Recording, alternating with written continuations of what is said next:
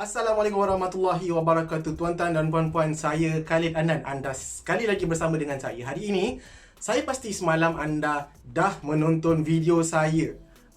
Kalau anda tak pernah menonton lagi, tolong pergi balik dekat video saya semalam. Okey, tapi hari ini saya nak sharekan kepada anda 7 tips macam mana cara untuk anda hidup senang bila bersara nanti.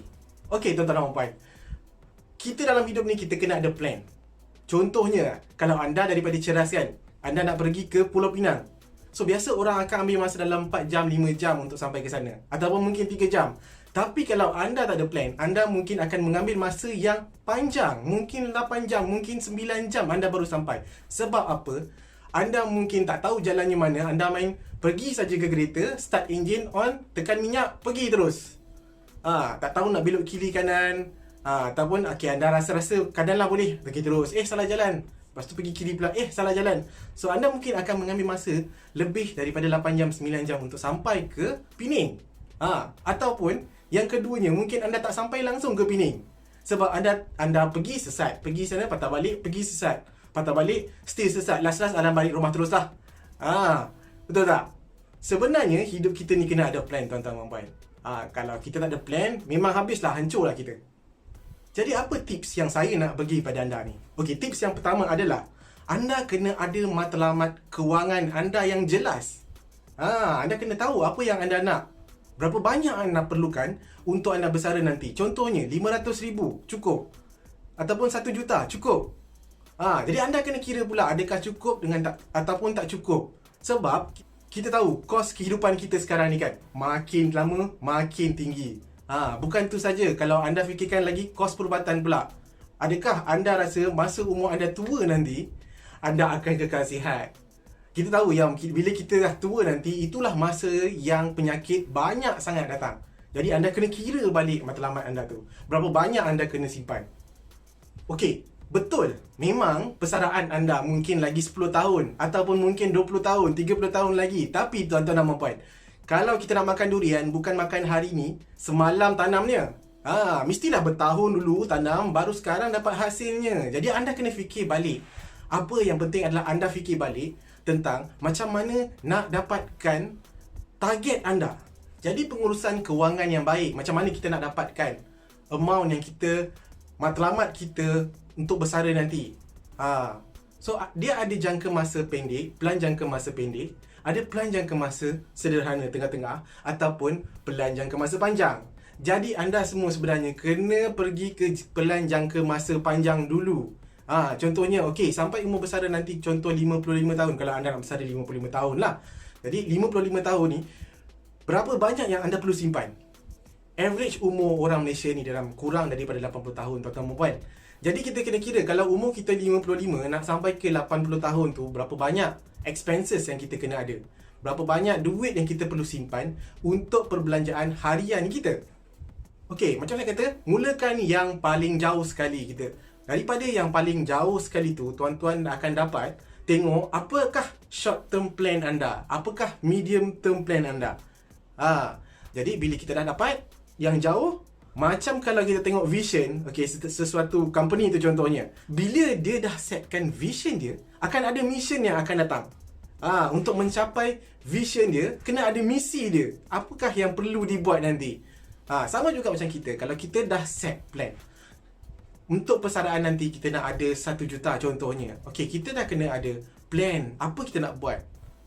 Contohnya kita nak hapuskan hutang, kita nak habiskan hutang kita. So itu adalah short term plan. Okey, kita habiskan hutang dulu. Okey, lepas tu kita simpan, berapa banyak kita kena simpan. Lepas tu kita nak laburkan contohnya. Kita berapa banyak kita nak labur, apakah modul tu? Kita kena tahu. Ya? Sebab tu tuan-tuan dan puan-puan, dalam Islam tu sendiri, dia mengingatkan kita tentang kematian. Dan juga mengingatkan kita tentang syurga dan neraka. Dan juga alam barzah nanti kan. Supaya apa tuan-tuan dan puan-puan? Supaya kita bersedia untuk sampai ke destinasi kita. Of course, bila kita cerita pasal kalau kita cerita pasal syurga dan neraka, kita nak masuk syurga, betul tak? Jadi kalau nak masuk syurga, kita kena tahu apa yang kita nak dapatkan. Apakah langkah-langkah yang perlu kita buat untuk masuk ke syurga. Dan bila nak masuk ke syurga, of course kita akan target syurga yang paling tinggi sekali, betul tak? Jadi apakah amalan-amalan yang boleh membawa kita kepada syurga yang paling tinggi? Jadi bila kita dah set kita punya target kita nak dapatkan syurga yang paling tinggi contohnya, kita dah ada amalan-amalan yang kita nak buat. Contohnya kalau anda dah ada set, bila hujung anda nak bersara nanti, anda dah ada RM1 juta, anda dah ada plan dah macam mana anda nak buat. Anda ada plan dah apakah yang anda perlu buat seterusnya, lagi dan lagi dan lagi untuk support dan untuk sampai matlamat anda tu. Okey, tips kita yang kedua adalah berusaha mendapatkan pendapatan yang tinggi. Tuan-tuan dan puan, dalam surah Yusuf sendiri ada mengatakan bahawa kita kena bekerja bersungguh-sungguh untuk 7 tahun. Bekerja bersungguh-sungguh ya, bukan bekerja saja. Bekerja bersungguh-sungguh. Untuk apa? Untuk kita capai kita punya matlamat. Dalam erti kata lain, jika anda bekerja sendiri atau bekerja dengan orang ataupun anda ada bisnes, so anda kenalah berusaha bersungguh-sungguh untuk capai matlamat anda.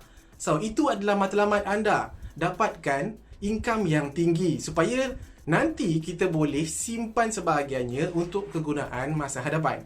Jika kita ada pendapatan yang tinggi, kita akan ada kemampuan untuk mengambil sedikit daripada income kita dan kita letakkan ke tabung kecemasan, tuan-tuan. Jika anda pada hari ini ada satu saja sumber rezeki, katakanlah, kalau ada satu saja sumber rezeki, okey, anda kena berusaha untuk cari yang lain lagi untuk tambahkan pendapatan. Rata-rata kita sekarang ni kita banyak buat kerja. Okey, kita ada makan gaji dan lepas tu kita rasa kita perlukan ada bisnes sendiri dan ada orang yang buat part time, ada orang yang buat affiliate dan lain-lain. Yang penting anda cari sumber pendapatan yang ekstra. So ada 2, ada 3, ada 4, tak ada masalah, teruskan.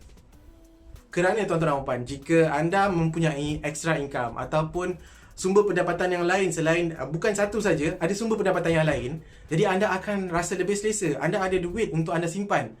Dan seterusnya mungkin anda ada wang persaraan yang banyak. Betul? Yang ketiga, simpan dulu sebelum berbelanja. Senang kan? Senang ke tak senang?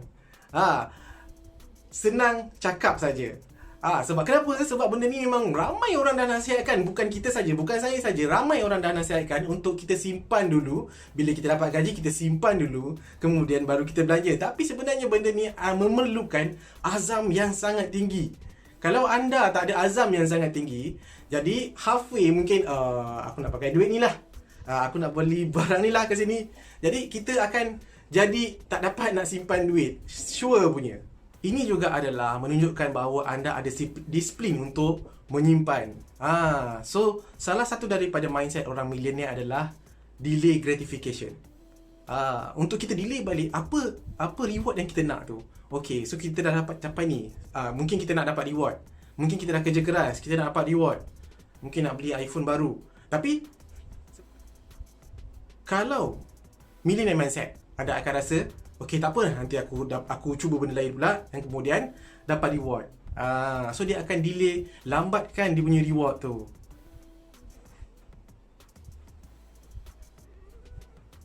So ingat, dapat income, ingat, dapat gaji, simpan dulu, kemudian baru belanja. Okey, mudah kan? Yang keempat, tuan-tuan dan puan, belajar untuk berbelanja dengan bijaksana.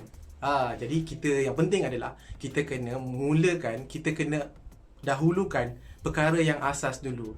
Kemudian baru kita pergi ke kehendak kalau kita ada kemampuan. Kemudian kita pergi ke kemewahan kalau kita nak. Jadi apa tu sebenarnya? Apa tu sebenarnya? Basic.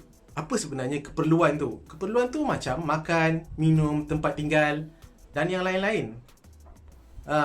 Kalau kehendak pula, mungkin anda nak pakai iPhone, anda nak pakai rumah besar ataupun anda nak pakai laptop yang mahal. So itu adalah kehendak.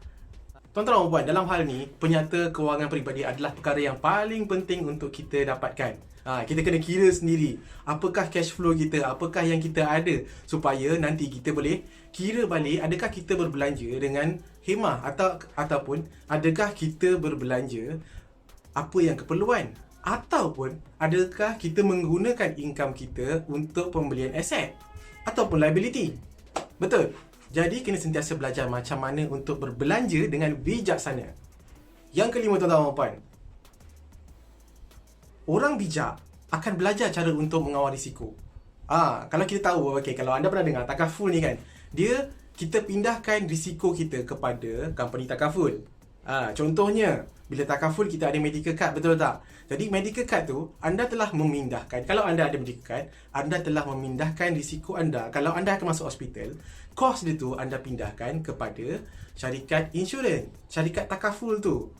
Jadi anda memang ada contribution monthly, tapi anda telah bahagi risiko supaya monthly anda bayar, dan kemudian bila ada satu event yang anda memerlukan masuk ke hospital, duit dah ada dah. Jadi itu medical card. Ataupun kalau kita cerita pasal life takaful. Kalau kita cerita pasal life takaful ni, apa risiko yang anda berikan, kongsikan kepada company takaful tu? Anda telah kongsikan risiko kalau anda cacat, kalau anda kemalangan dan cacat, tak boleh nak bekerja, anda tak ada income lagi. Anda dah ada income replacement dekat situ. Ataupun kalau anda accident dan kemudian meninggal dunia. Jadi apa kan akan jadi kepada waris-waris anda, pada anak dan isteri anda. So itu semua kita kena kira balik. Tapi tuan-tuan puan, takaful ni bukanlah segalanya. Takaful ni melindungi anda daripada certain risiko. Tapi ada risiko lain yang takaful tak cover. Contohnya, sekarang ni kita berada di zaman COVID-19, betul tak? Kita dah ada MCO. Jadi ada orang yang dibuang kerja, ada orang yang dah dipotong gaji. Adakah takaful melindungi anda daripada recession ni? Tak. Jadi anda perlu ada takaful, dan dalam masa yang sama anda perlu ada instrumen-instrumen yang lain untuk cover pada risiko-risiko yang lain. Jadi anda kena study lah. Untuk dapatkan takaful, anda kena study apakah kalau recession, apa perlu anda buat, anda kena tahu. Tips yang keenam, tuan-tuan puan, anda perlu cari ilmu untuk pelaburan. Kenapa, tuan-tuan puan? Tadi anda dah simpan duit anda kan, takkan nak simpan saja. Jadi anda perlu letakkan dia sebahagian untuk pelaburan. Sebab apa? Kita tahu yang kalau kita simpan saja, nilai duit akan menyusut, kan? Kita tahu kita ada inflasi. Jadi macam mana untuk mengatasi inflasi? Kita buat pelaburan yang lebih daripada persen inflasi kita. Contohnya kalau anda nak pergi ke ASB, ataupun fixed deposit, ataupun unit trust, ataupun anda belajar untuk melabur dalam saham. So itu adalah salah satu cara untuk anda dapatkan matlamat anda. Ilmu tu penting, tuan-tuan dan puan, sebab kita tahu ramai sebenarnya orang yang melabur, tapi akhirnya melebur. Yang terakhir sekali, tuan-tuan dan puan, adalah anda perlu yang terakhir sekali, tuan-tuan dan puan, anda jangan abaikan pembahagian harta. Sebab kenapa, tuan-tuan dan puan? Sebab kita dah pernah cari duit awal-awal, kemudian mungkin kita dah pergi buat untuk pelaburan, dan masa tu duit kita dah mungkin ada banyak lah kan. Jadi kalau bila duit kita dah banyak, satu hari nanti kita tahu, kita pasti benda ni satu benda yang pasti, yang kita akan mati, kita akan meninggal dunia. Jadi lepas kita meninggal dunia, apakah yang akan berlaku? Duit-duit kita tu siapa yang akan dapat? Jadi tuan-tuan puan kena pastikan yang ada penama, harta anda tu ada penama. Kalau tak ada penama, anda kena letak. Itu dah tanya hibah, itu dah tanya wasiat, ataupun kalau anda nak, anda boleh lantik trustee untuk menguruskan anda punya harta. Bukan apa, tuan-tuan, kalau harta tu ataupun kalau waris-waris kita tu pandai bahagikan harta yang ada mengikut faraid contohnya, tak ada masalah, kita akan tenang nanti. Tapi bagaimana pula kalau bila kita meninggal dunia, nanti harta-harta kita ni buat orang bergaduh. Jadi kalau buat orang bergaduh dan tak selesai sampai bertahun-tahun harta tu, yang kadang-kadang faraid pun dilanggarnya, jadi apa keadaan kita masa di alam kubur nanti?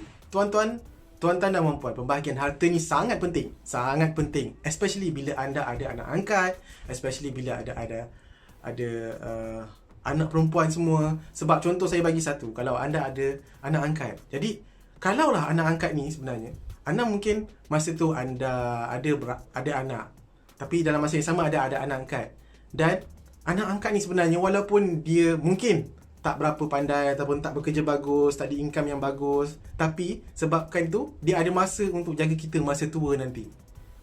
Kalau mereka dia ada masa untuk jaga kita masa tua nanti, of course kita akan sayang kepada mereka, betul tak?